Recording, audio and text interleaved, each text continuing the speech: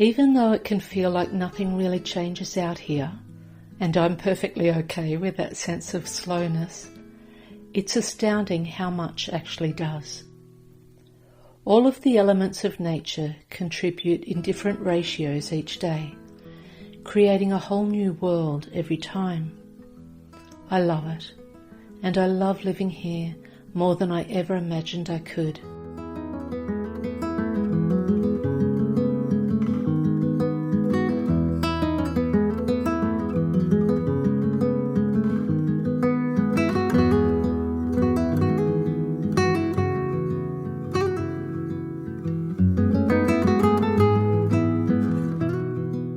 I'm so in love with this place and tear up when I think how hard the journey to here was, but how heartbreakingly wonderful the rewards of enduring that ride now are. It's the simple things that make me tear up in gratitude and grace. It's the hundreds of tiny moments that leave my heart smiling, most of which never make it to camera. It's just my life now, from moment to moment. Still, lots of beautiful moments do also make it to film, and it's my pleasure to share them here with you.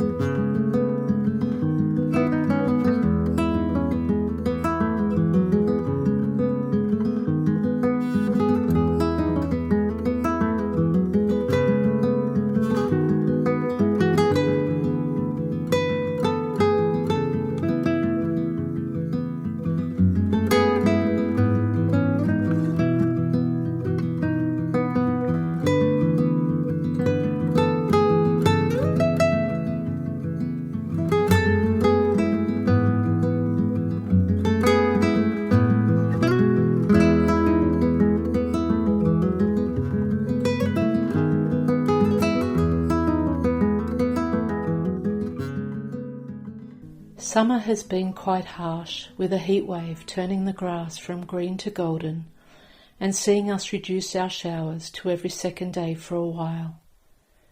Having grown up in drought, any sign of extended heat automatically makes me go into water preservation mode, especially when I want to keep the garden alive too.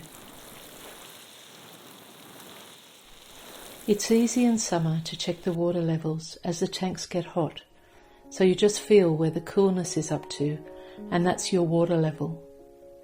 Thankfully the tanks didn't go below half though, so we're back to daily showers, even if short ones. Thankfully the house is incredibly comfortable in the heat, as it was in the cold. Hempcrete is an amazing insulator, and the investment in double glazed windows and doors has made a massive difference compared to other homes I've lived in. It's a sweet little home, and I'm very grateful for it, especially with the extreme heat being so debilitating at times, stealing the possibility of activity and movement away from our restless souls until late afternoon or very early morning. With a string of visitors throughout the summer break, the house has remained comfortable and welcoming. To reduce fire and snake risks, the grass has been slashed, also offering safer walking. I do still keep up the jeans and boots in the paddocks though, as extra snake protection. There has been a large challenge to face since the last episode, which I'll share with you soon enough. And there have been some magical moments with flowers and the wildlife. But first let's visit the Birdbath.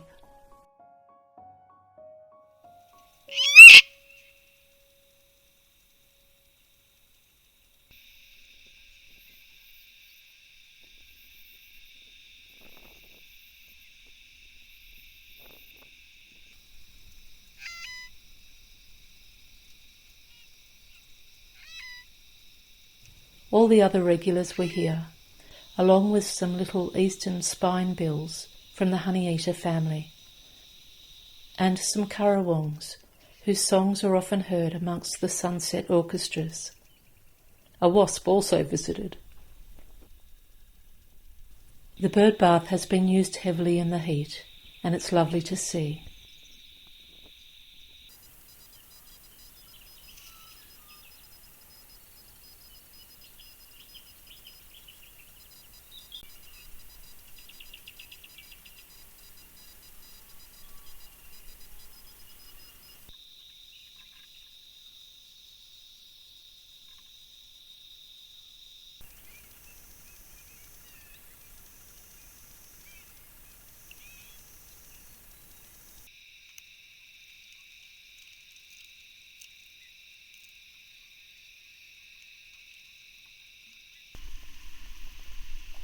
Flowers have been coming up in most of the gardens. I'm so glad I only planted annuals this first year, as it's already helped me see what will work longer term and what won't. A couple of gardens have thrived with flowers and others haven't. I also need to plant more drought-tolerant plants next year, most likely a lot of native flowering shrubs, which will help the pollinators while not wasting as much water. Still, I don't regret this experiment, and I'll always justify the presence of some cottage garden types of flowers, just not everywhere.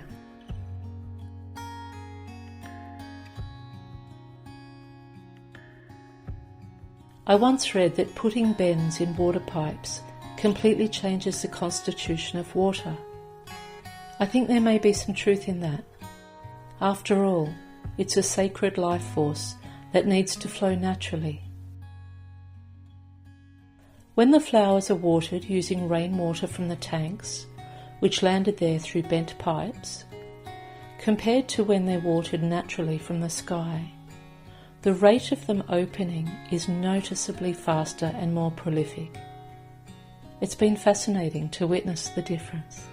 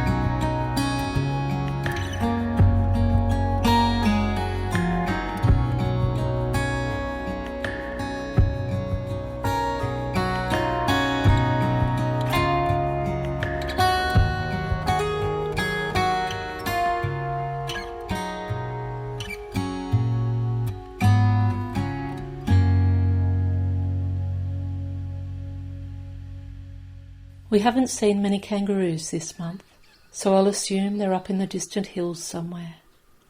But there have been quite a few wallaroos, which are a whole other species of macropods.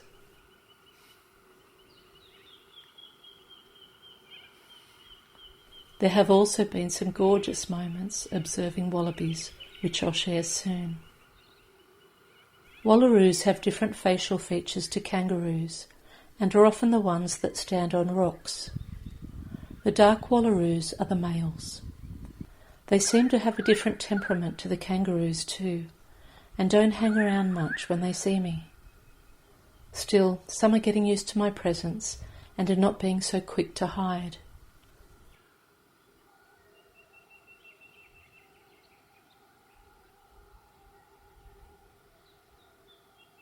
This big bloke is at least 8 years old, as I'm told by a friend who is a wildlife carer that their muscles come in at around that age.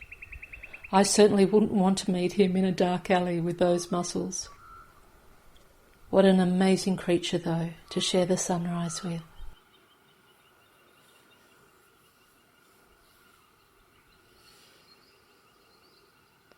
With the heat, most of the wildlife has left for the day by 6:30 a.m.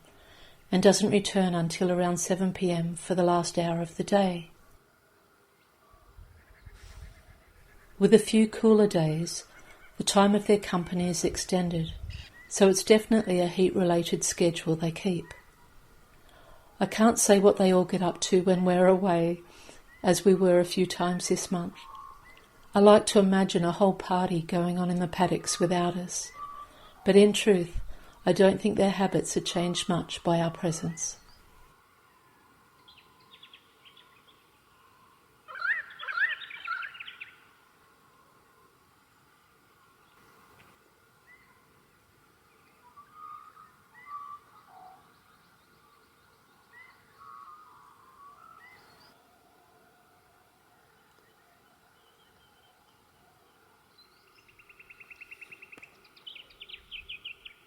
The person who owns the neighbouring block of land, an interstate investor, is now building a house on it to help it sell. There were many delays with the build, and each gave me hope that it wouldn't go ahead, or that the house would be built lower down in the bush. But once the slab was laid just before Christmas, I had to surrender into acceptance. One day there will be neighbours closer than I would like. I had a couple of teary moments watching the changes. In fact, I sat in my paddock at the end of a busy day on their work site and had a good old cry. Things are changing in a way I have no control over. Well, we never really have control anyway, even when we think we do. But this was a reminder of that straight bang in my face. At least their veranda is on the furthest corner, looking in the opposite direction. That's a blessing. Due to where the house is being built, though, we've gone into tree planting mode. While our home is fairly private due to the boulders and existing trees, though we are still putting a few more trees down near it, I won't be able to walk to the Birdbath without seeing that house across on the next rise. This means occupants of that house could also potentially see me strolling across, and this makes me really uncomfortable. It's one thing to share snippets of life with you here, but it's another to not be able to stroll on my own property without privacy. The thought actually makes me feel a little sick. Admittedly, some of these trees will take years to block the view of their house from the Birdbath walk, and planting in a heat wave is not the best timing. But I had to change my mindset about it all to avoid further leaks in my energy. Planting trees was a healthy solution, and as we did so, we were planting hope for their survival, while also hoping for lovely neighbours. And we're taking another step further into being grounded on this patch of country.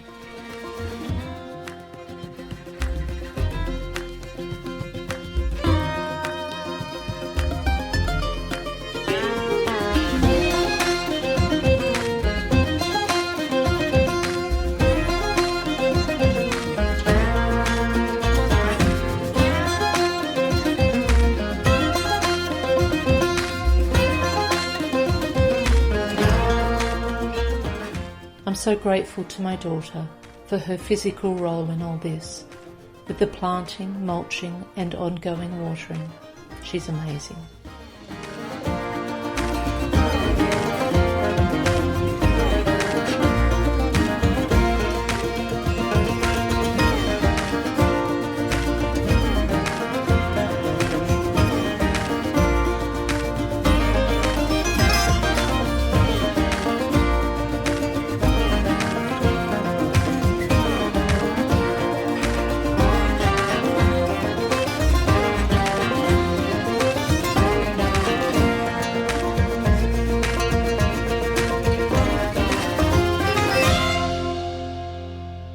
I've also found immense joy in choosing the trees and designing their strategic placements for future privacy.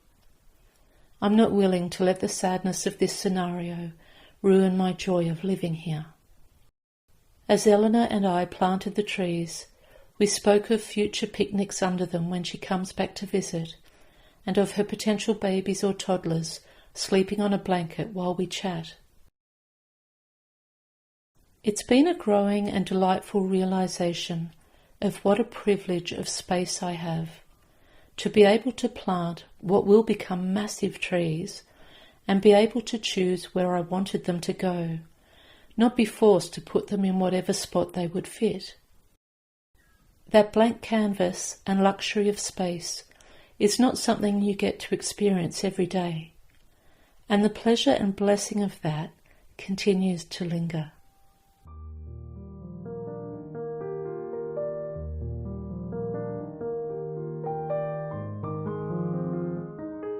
There really is freedom in surrender. It's a feeling I've known often when I've been brave enough to let go and trust in the big picture.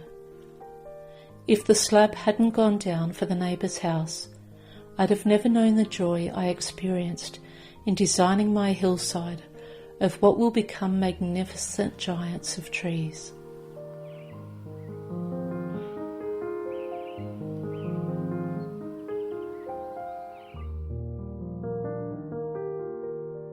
Summer is usually my least enjoyed season, but the golden hour in the morning and then the last hour of the day have been gentle and nurturing in amongst the heat.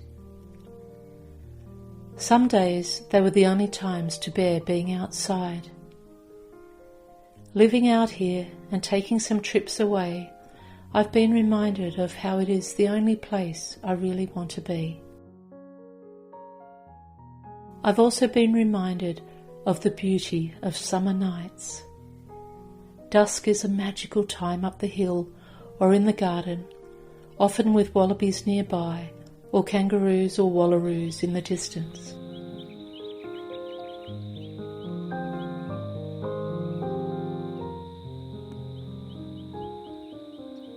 The young mother wallaby you met in the last episode was back with her Joey poking its sweet little head out at both sunset and sunrise.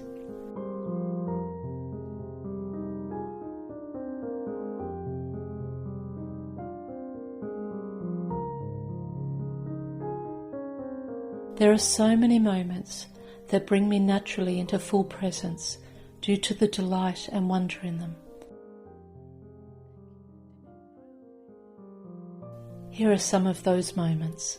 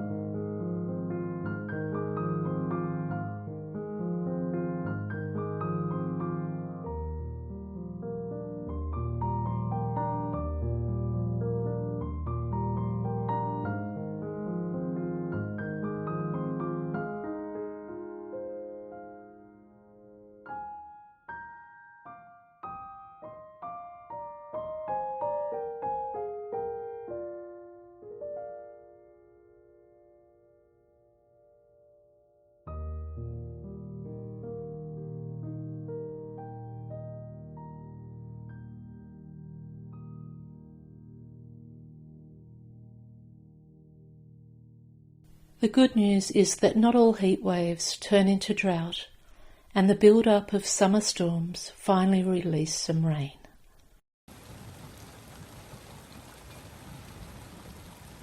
I feel so safe in my home during the storms and grateful to watch water falling into the tanks once more.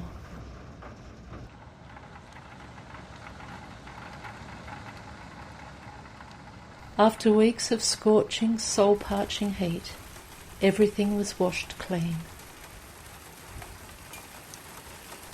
What a difference it makes to everything, including my heart and happiness.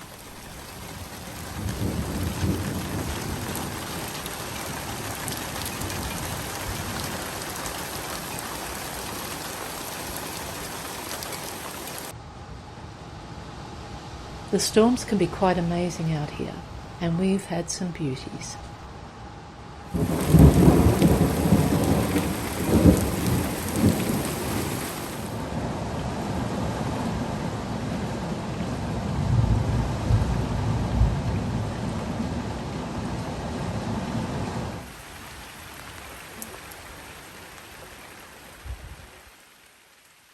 I can't make a lot of sense of the world these days, particularly with how cruel humans can be on too many levels. But being at home with the wildlife and the ever-changing elements, my own life can at least make some sense.